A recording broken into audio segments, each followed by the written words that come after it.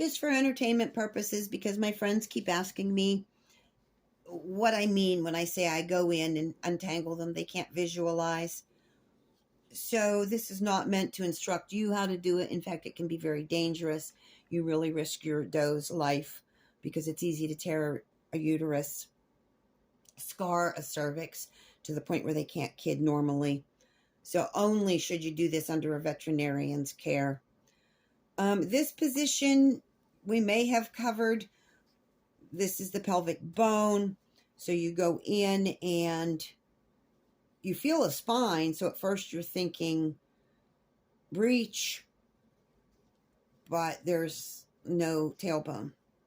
So this is just to remind everybody that it's important to go ahead and take the time to push the baby in. We don't want to get to grabbing and pulling things if we don't know what we've got. So every time your doe relaxes, push the baby in. You can open your fingers a little to get some more surface area. And then once the widest part of your hand is through this pelvic bone, then you've got room. Sometimes I've had them flip upside down like this in there. So the next thing I know, I've pushed that baby in and created an upside down breech. We do not deliver upside down breech. Rarely do these come out, and when they do, rarely do they live. I think the only time I've delivered them is they already had this much out, and they were tiny babies. With an upside down breech, whether you've created it or whether it's just the way it was coming, it's time to go ahead and get this baby in normal position. So baby started out spine first. Now we're in the uterus. We've got some room. My hand always stays along the baby. I follow up to the head and then just inch by inch. Use your thumb, push that pelvis up. I'm using my pinky to push down on the nape of the neck and just work that baby around. And the next thing you know, you've got right side up. While you're in there, you're free to use fingers to move body parts. They actually move pretty well around in there.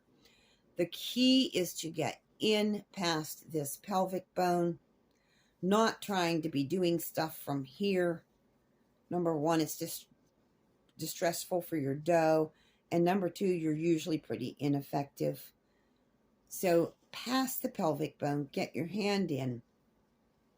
And then it's time to do what you need to do, whether it's lifting those front legs. And again, now I've created myself stuck. I'm too close to the pelvis. Move that baby back. Move that baby back. Give myself room to come up here, straighten these legs, and start guiding everything where it needs to go. I'm using my thumb to get those little feet up over the pelvis. I know you can't see it, but I'm using these fingers, pressing down to flatten out that neck, which in turn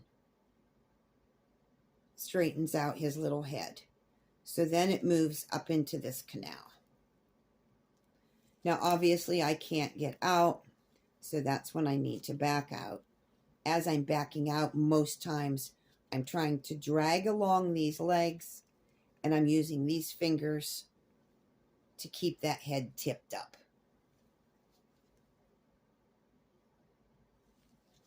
I hope that helps.